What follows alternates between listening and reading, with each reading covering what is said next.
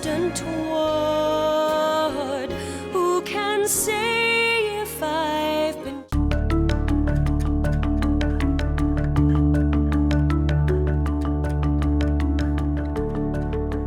Season on sale, folks. Welcome back to New Day Cleveland, SOS. That's right, now it's time to get in line to be buying those tickets for the KeyBank Broadway series here at Playhouse Square. Oh, there's 7 of them, great ones to see. You're not going to want to miss the next one coming up because it kind of takes you back in time just a little bit. Well, to me, like a little kid, a little bit, because remember Wizard of Oz? We're headed back to the land of Oz, but this one's a whole lot different, told from a totally new perspective. Oh yeah, from the witches' perspective. So I'm hoping I might actually like some of these witches now. You're going to like it because this one's called Wicked.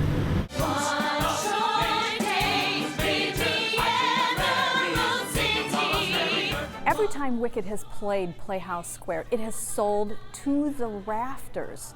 And despite that, I continually hear from audiences wanting to know when Elphaba and Glinda are going to be returning to Playhouse Square.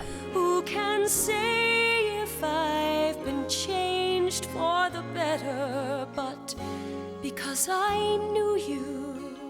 There are many stories that you can follow within the show. There are political and social messages within the show, but what resonates for me most of all is the story of Elphaba as the underdog. You know, she's green, she's gangly, she's clearly an outsider, and she gets teamed up with the popular and beautiful Glinda. So let's start, 'cause you've got an awfully long way to go. Don't be offended by my frank analysis. Think of it as personality dialysis.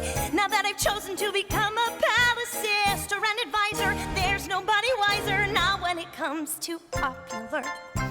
I know about popular. And what's so interesting is that she views herself that she is someone that the world is happening to her, and she ultimately really realizes is that the power is within her. That she has a magical gift that she figures out how to finally use, and it takes her to great heights. no one mourns the wicked, so we shall bring her. I think Wicked resonates with people of all ages, because I think that if you have been an underdog in your life, you never forget that feeling. And even though those of us who have stepped beyond that and have found success and happiness, you don't forget the path and the journey that you had to get there. And so when you see that happen on stage for someone, an epic story, your life, right, occurs within 2.5 hours of a musical, I think that resonates for everyone. And for people who have been through that, it's a great chance to take children and families to see that show, to know that the feelings and the bullying and, you know, the things that go on in schools today, you can get past. There's a bigger world out there.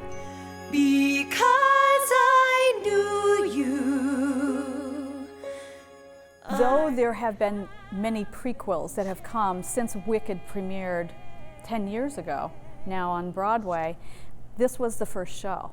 This was the show that dared to tinker with that story that we grew up with by letting us even think or imagine about what happened before Dorothy landed in Oz. Where so many roam to, we'll call it home to. Look out, Cleveland, because I can promise you next December is going to be one wicked month at Playhouse Square. We're just two friends, two good friends, two best friends, sharing one wonderful one short. The wizard will see you now! Want to know a crazy fact about this? Give me the numbers. Wicked has grossed nearly $3 billion, and that is why it has been called the musical of the decade. That is wicked good. Okay, another reason to come down to Playhouse Square, right, is a little dinner before the show. How about that? So we've got a really cool place over there called District, and we've got Cowl & Hubbard over here. But guess what? There's a brand new one in town. We're going to go check it out right now. I'm going to go check it out. You hold the fort. Go have fun. Thank you.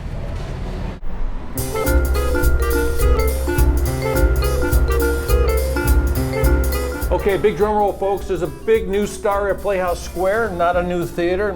It's a brand new restaurant, and it's called Sabreo Italian Kitchen. Sabreo Italian Kitchen. I love Italian food so much. This is Scott, and Scott, I gotta tell you something. This is a space that the minute I walked in here, it sort of takes your breath away, and you're not open for a few more days. No, it looks like we're gonna open September 9th. So let's talk a little bit about this. So we're talking about Italian kitchen. Is this towards the Tuscan side, toward the countryside? All Tuscan, yeah. How about that? What a good guess, huh? I guess it's because I saw these woven pieces of wine barrel, sort of a basket weave, huh? Yeah, I actually built that myself. No kidding. Yeah, so we saw it in Italy and just wanted to kind of replicate it. Tell me a little bit more about your inspiration for this space and how it came together. Well, we visit Tuscany every other year. I was able to take my fiance this past year, and just a place that we've fallen in love with, and thought there was a place for it in Cleveland. So. Yeah, I love this room over here too. So this is the bar area, obviously. What's this material you guys used here? This is stone that we had quarried from Montana. It's very similar to what you see in Tuscany, and it's actually limestone. You know, it's so funny because every time you mention being in Tuscany, I want to go back. And look at this room. But I can practically go back a little bit right here in Cleveland. Yeah. Next to you. Absolutely. This is great. So I understand we got this nice big room here, and as we come through the bar area here, these cozy booths, which are very nice, great spot to have dinner in the bar, huh? Absolutely, it should have a lot of energy. What would you serve in the bar? What kind of food do you think? Well, the full menu is going to be available, but there's also some bar snacks that are Italian, some roasted olives that are warm, some calamari fritti, things like that. So we've only had a look at the small, intimate bar area and this dining room on this side. Behind those doors, I understand you got room for what, 200 people? They want to bring a big party? Private dining space for 225. Used to be a former theater, 14th Street Theater, and it'll be modeled to look like the wine storage facility of this restaurant. Look at this room. And you know what else I noticed, folks, that's really cool about this place is you've got some big tables that are nice for, like, well, family dining. That's Tuscany, right? Yeah. The last time I was in Tuscany, had an opportunity to dine with a vintner at his home, and we sat at a table very similar to this, right in front of a roaring fireplace with chestnuts roasting. Yeah. Just really wanted to replicate that again. And your style of food, I'm sure, is that kind of food you bring out, you put it on the table, man, and everybody wants some of it, right? We've got, this is restaurant number 9, so we've got a lot of different styles, but this is really authentic Tuscan food. I like that area back there too. That's like almost like a big, what do you call that area with the padded upholstery back there? Well, those are our banquettes. Those are the scraps that are left from cutting out from creating the woven wine bar. We just kind of wanted to make some artwork out of it. You know, this place is going to be cozy too, folks. When winter rolls around, we've got this nice warm feeling here, all this great wood. And speaking of wood, the firewood is already cut and ready for that fireplace. It is. We want to really create a warm environment. We want to make people feel special and cozy. Hey, okay, the people are going to go to the show. Are there going to be special show times for dinner?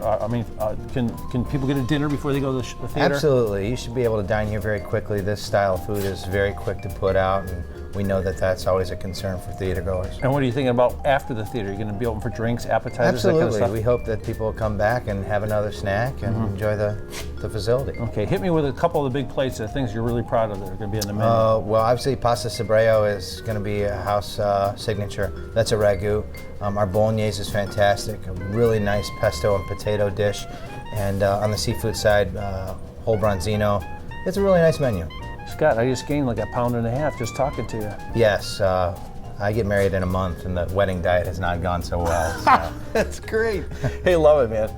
Beautiful job, and you did a lot of this work yourself. Well, RDS Construction is really responsible for this. Get that plug in, brother. Just did some personal touches. Okay, well, I'm looking forward to coming back and visiting you. I hope you guys do too. We have a whole lot more for Playhouse Square right after the break. Thanks. Thank you.